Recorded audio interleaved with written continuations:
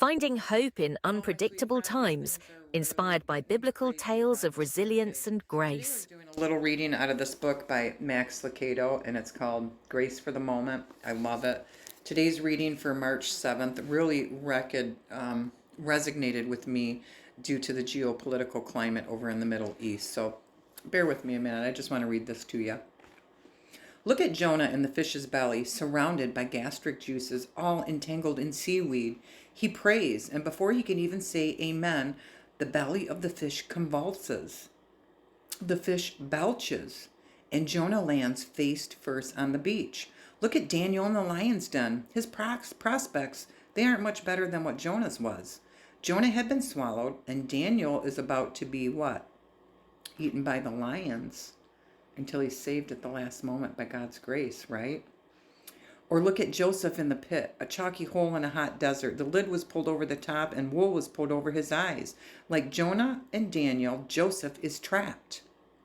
You all know the story of Joseph and his coat of many colors and how his brothers betrayed him, right? Great story.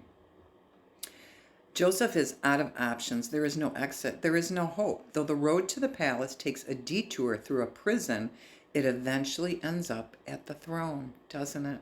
You'll have to research that story and see how something bad turned into something very good. Joseph is one of my favorite stories in the Bible.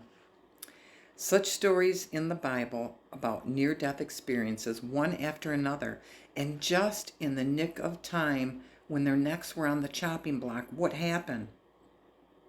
The Calvary comes in.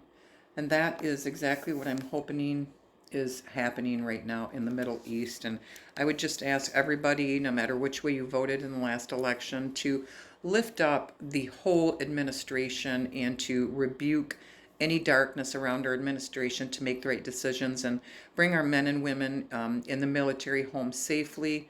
I love you guys and I appreciate you. Thanks for tuning in. I hope you enjoy the rest of your weekend.